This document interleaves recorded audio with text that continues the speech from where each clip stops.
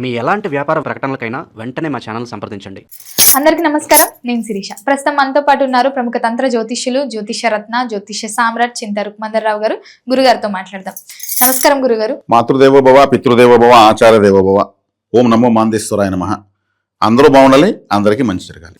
గురుగారు, విశేషంగా ఈ ఫిబ్రవరి మాసంలో ధనుసు రాశి వారికి ఎలా ఉండబోతుందంటారు? ఎలాంటి జాగ్రత్తలు తీసుకోవచ్చు అంటారు? ఈ ఫిబ్రవరి మాసంలో పంచగ్రహ కూటమి ఏర్పడుతుందంట. దాని ప్రభావం ఈ రాశి వారికి ఎలా ఉంటుందంటారు? ఈ మాసంలోనే శివరాత్రి అనే పర్వదినం వస్తుంది. సో విశేషంగా ఓవరాల్ గా చూసుకుంటే మరి ధనుసు రాశి వారికి ఎలా ఉంటుందంటారు? ఎలాంటి జాగ్రత్తలు తీసుకుంటే ఈ మాసం అంతా కలిసి వస్తుందంటారు? 2020 సంవత్సరం ఫిబ్రవరి మాసంలో ధనుసు రాశి వాళ్ళకి ఎలా ఉందని నేను చెప్పిన దాంట్లో భాగంగా మనం ఇప్పుడు గురువు రాశిని చూస్తున్నాడు. ఇది మొదటి ప్లస్ పాయింట్. రెండో ప్లస్ పాయింట్, రెండవ స్థానంలో 5 గ్రహాలు కంజెక్ట్ అవుతున్నాయి. అంటే కుటుంబ స్థానము, కుటుంబ ధనవాక్ కుటుంబ స్థానము, మనం తినే తిండి, మాట్లాడే మాట, మన కుడి కన్ను, ఇవన్నీ అంటే కంటికి సంబంధించినటువంటి స్వెట్స్ వాడేదానికి అవకాశం రావచ్చు. కంటి చూపు తగ్గేది, దూరదృష్టి కానీ దగ్గర దృష్టి కానీ లోపించడానికి అవకాశం రాదు. నేత్ర వైద్యం చేసుకునే అవకాశం వస్తుంది. అదేవిధంగా రవిచంద్రులు ఇక్కడ కనెక్ట్ అవుతున్నారు. రవిచంద్రులు అంటే కుడి కన్ను, ఎడం కన్ను. రెండవ స్థానము, ఇది శని యొక్క స్థానము. రాశిని శని చూస్తున్నాడు. 4వ ఇంట్లో ఉంటూ 10వ దృష్టి శని చూస్తున్నాడు. 3వ ఇంట్లో రాహు మంచిది, రాహును గురువు చూస్తున్నాడు, అది మంచిది. రెండవ స్థానం 5 గ్రహాలు కలుస్తున్నాయి కాబట్టి వీళ్ళకు నేత్ర వైద్యము చేసుకుందాం. లేదంటే ఇంట్లో వాళ్ళకి ఎవరికన్నా సరే ఈ కంటికి సంబంధించిన, తలకు సంబంధించినటువంటి ఇది రావచ్చు. ఫుడ్ ఇన్ఫెక్షన్ కావచ్చు. రెండవ స్థానం అంటే తినే తిండి అని చెప్పాను కాబట్టి ఇక్కడ కలుస్తున్నాయి కాబట్టి, పాప శుభగ్రహాలు కలుస్తున్నాయి కాబట్టి ఇది అశుభ ఫలితాలు. శుభ ఫలితాలు తీసుకుంటే రాశ్యాధిపతి రాశిని చూడడము, రాశికి పంచమాధిపతి ద్వితీయంలో ఉచ్చస్థితి పొందడము, రాశికి భాగ్యాధిపతి ఉచ్చస్థితి గ్రహమైన కుజుంతో కలిసి 2వ ఇంట్లో ఉండడము అదృష్టము. కాబట్టి ఇక్కడ కండ్లకు సంబంధించినటువంటి దోషం ఉంది కాబట్టి ఎక్కువగా వీళ్ళు శివారాధన ఎక్కువ చేయాలి. అంటే ఆ రుద్రనేత్రం అంటారు, అంటే శక్తివంతమైన కండ్లు అంటారు. ఉగ్రమైన కళ్ళు చూస్తే, కళ్ళు ఉరుము చూస్తే, అంటే అంటే రుద్రనేత్రం అంటే చాలా శక్తివంతమైన కళ్ళు కలిగిన వాడు శివుడు అని అర్థం. శివారాధన చేయడం వల్ల వీళ్ళకు నేత్ర సంబంధ బాధలు రావు. కుటుంబంలో ఏదైనా చిన్న చిన్న మనస్పర్ధలు వచ్చినా ఈ పంచగ్రహ కూటమి వల్ల సమస్య పోతాయి.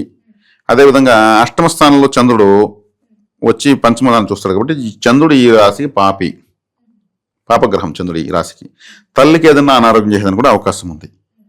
తల్లి యొక్క అనారోగ్యము ఇబ్బంది పడేదానికి, ఏదైనా ఫుడ్ అలర్జీ, జలుబు చేయడము, ఇంకేదన్నా నీటిలో ఏదన్నా ఇబ్బంది కావడము ఇలాంటివి జరుగుతాయి. అవి చూసుకోవాలి, వైద్య వృత్తి చేసుకోవాల్సి వస్తుంది. గురువు అన్నప్పుడు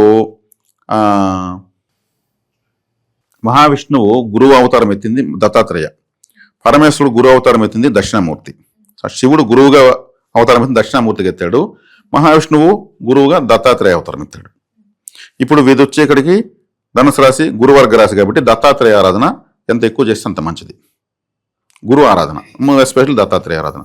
3వ ఇంట్లో రాహు బాగుంది, మంచిదే. 4వ ఇంటి శని, అర్ధాష్టమ శని, ఇది కొంచెం ఇబ్బంది కలిగిస్తూ ఉంటుంది. అది కూడా గృహస్థానం కాబట్టి కొద్ది కాలం గురువు వచ్చి కర్కాటకంలోకి వచ్చే వరకు అర్ధాష్టమ శని బాగా తీవ్రంగా పనిచేస్తుంది. కాబట్టి శని యొక్క తాకడ తగ్గాలంటే ఏం చేయాలి? శని అంటే సేవకు కారకుడు. సేవ చేస్తే ఆయన అనుగ్రహిస్తాడు. కాబట్టి ఏం చేయాలి? ఇప్పుడు ఈ కుంటి వాళ్ళు ఉంటారు, 3 చక్రాల పైన, స్టాండ్ పైన, కట్టి పైన ఇట పోతూ ఉంటారు. శని అంటే కాళ్ళు బలహీనంగా ఉన్న వాళ్ళ యొక్క సంబంధించిన గ్రహం అనమాట. అటువంటి వాళ్ళకి ఏదైనా సేవ చేయొచ్చు. తీసి ఇవ్వగలిగితే వాళ్ళకి ఏదైనా టూల్స్ కొనివ్వచ్చు. 4వ ఇల్లు అంటే ఏమి? ఇప్పుడు ఒక స్టాండ్ పట్టుకుంటే వాళ్ళకి 2 కాళ్ళు 4 కాళ్ళతో నడుస్తున్నట్టు లెక్క, కట్టెత్తుకుని 3 కాళ్ళతో నడుస్తున్నట్టు లెక్క. అట్లా సపోర్టింగ్ నడిచే వాళ్ళకు ఏదైనా సహాయం చేయాలని అర్థం. అది చేస్తే శని, అర్ధాష్టమ శని యొక్క ప్రభావం తగ్గిపోతుంది. ఇది వీళ్ళు చేసుకోవాల్సినటువంటి శుభాశుభ విషయాలు. ఉద్యోగ వ్యవస్థలో ఉన్న వారికి ఎలా ఉంటుంది? ఉద్యోగస్తులు అంటే 6వ ఇంటి వాళ్ళు 2వ ఇంట్లో ఉండడము, వాళ్ళకి ఏదైనా బెనిఫిట్స్ ఉంటాయి. ఏదైనా ఉద్యోగం అంటే మన ఇది శాలరీలో లోన్స్ పెట్టుకొని వెహికల్స్, ఇంటి రిపేరు, లేదా ఇంకేదైనా ఫ్లాట్ కొనడము, ఏదైనా సేవింగ్స్ చేయడము, అంటే ఫ్యామిలీకి సంబంధించి ఏదో ఒక లోన్ పెట్టి తీసి ఖర్చు పెడతారని అర్థం. గోల్డ్ కొనడము ఇలాంటివన్నీ ఏదో ఒకటి చేస్తారు. దానికి అవకాశం ఎక్కువ ఉంది. వివాహ యోగం ఉందంటారా మరి? వివాహ యోగము ధనుసు రాశి వాళ్ళకి ఉంది. 7వ స్థానంలోనే కదా గురువు ఉన్నాడు.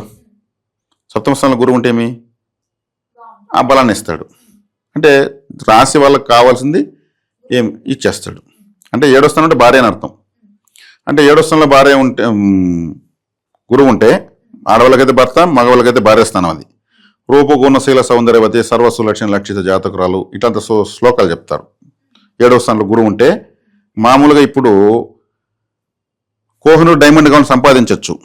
క్యారెక్టర్ ఉన్న అబ్బాయిని అమ్మాయిని సంపాదించడం చాలా కష్టంగా ఉంది ఈ రోజుల్లో. ఫోన్కి పౌచ్ మార్చేంత ఈజీగా మార్చేస్తున్నారు రిలేషన్స్. ఇప్పుడు గురువు ఉన్నాడు కాబట్టి క్యారెక్టర్ ఉన్నటువంటి అబ్బాయి అమ్మాయికి అయితే, ఆ అబ్బాయి అయితే క్యారెక్టర్ ఉన్న అమ్మాయి దొరుకుతుంది. గురువు యొక్క ప్రభావం అది. శుభగ్రహం, రాశాధిపతి కదా, మంచి కాంబినేషన్ తీసిస్తాడు. అది కుటుంబ వాతావరణం ఎలా ఉంటుందంటారు? కుటుంబ వాతావరణంలో కొంత గందరగోళం ఉంటుంది. చెప్పాను కదా, ఇంట్లో ఎవరికి నేత్రవైద్యం జరిగేదానికి అవకాశం ఉంటుంది, లేదా తలకు సంబంధించిన ఏదో ఒకటి జరిగేదానికి అవకాశం ఉంటుంది. నొప్పి రావడము, స్వెట్స్ వాడడము ఇట్లాంటివి జరుగుతూ ఉంటాయి. అది కాకుండా ధనపరంగా బాగుంటుంది. ఉచ్చగ్రహము ద్వితీయంలో ఉంది కాబట్టి భూమి గృహానికి సంబంధించినటువంటి పెట్టుబడులు పెట్టడము, కొనడము, రిపేర్ చేయించడము ఇట్లాంటివన్నీ ఉంటాయి. ఇంట్లో ఆస్తులు కూడా విభజన, న్యాయంగా అందరికి విభజనలు కూడా జరుగుతాయి. భూకారకుడు కుజుడు ఉచ్చస్థితి పెట్టాడు కాబట్టి కోర్టులో భూ తగాదాలు ఉంటే కేసు గెలిచేదనే అవకాశం ఉంటుంది. పొలాల దగ్గర అంతా కూడా ఉంటాయి కదా, మాది మీదిని, అవన్నీ కూడా ఒక సొల్యూషన్కి వస్తాయి. ఆర్థిక పరంగా ఎలా ఉంటుందంటారు మరి? ఆర్థికంగా కూడా బాగుంది. మన రాశిని గురువు చూడడం మంచిది, ద్వితీయంలో ఉచ్చగ్రహం కూడా మంచిది, భాగ్యాధిపతి ద్వితీయంలో ఉండడం అంటే లక్ష్మీ యోగం అని చెప్పొచ్చు. ఈ మాసం లక్ష్మీ యోగం పుష్కలంగా ఉంది. మరి ముఖ్యంగా విద్యార్థులకు ఎలా ఉందంటారు ఈ మాసంలో? విద్యాస్థానంలో 5 గ్రహాలు కలుస్తున్నాయి కాబట్టి పోటీ పడతారు. అంటే వీళ్ళతో వీళ్ళే పోటీ పడతారు. నేను ఖచ్చితంగా ఈ రేపటిలోగా 5 చాప్టర్లు కంప్లీట్ చేయాల్సిందే, వారంలోగా మొత్తం అన్ని సబ్జెక్టులు కంప్లీట్ చేయాల్సిందే అనే విధంగా పోటీ పడి చదువుతారు. ఎందుకంటే శ్రమించే రాశిలో 5 గ్రహాలు కలుస్తున్నాయి. అక్కడ కుజుడు వేగానికి అధిపతి, స్పీడ్. ఇప్పుడు ఒక వ్యక్తి ఉంటాడు, 100 కిలోమీటర్ స్పీడ్లో బైక్ తోలమంటే 40 కిలోమీటర్ల తోలి ఇదే 100 అంటాడు. అతని కెపాసిటీ అంతే. ఇంకొక అతను ఉంటాడు, నువ్వు 40 కిలోమీటర్ తోలంటే వాడు 80 తోలుతాడు, ఇదే 40 అంటాడు. ఆడి కెపాసిటీ అది. అంటే వేగం అంటే కుజుడు. కాబట్టి విద్యార్థులు నువ్వు స్లోగా చదువురా బాబు అంటే కూడా వేగంగా చదువుతారు, గుర్తుపెట్టుకోగలుగుతారు. అది కూడా ఆ గ్రహస్థితి ఉంది. గురుగారు, మరి మొత్తం మీద ఈ మాసం అంతా వీళ్ళకి ఇంకా బాగుండాలంటే ఏ దైవాన్ని పూజించమంటారు? ఎలాంటి దాన ధర్మాలు చేయొచ్చు అంటారు? ఎలాంటి పరిహారాలు చేసుకోవచ్చు అంటారు? గురువు ఆరాధన మంచిది, అదేవిధంగా కాలభైరవ ఆరాధన మంచిది. ఈ మాసం శివరాత్రి విశేషంగా ఉంది కాబట్టి విశేషంగా శివరాత్రి శివనామస్మరణం, శివాలయంలో సేవ చేసుకోవడం, ఆ రోజు ఏదన్నా అన్నదాన వితరణ ఇట్లాంటివి చేయడం చాలా మంచిది. గురుగారు, మొత్తం మీద ఫిబ్రవరి మాసంలో ధనుసు రాశి వారికి ఎలా ఉండబోతుంది, ఎలాంటి జాగ్రత్తలు తీసుకోవాలో తెలియజేసినందుకు ధన్యవాదాలు.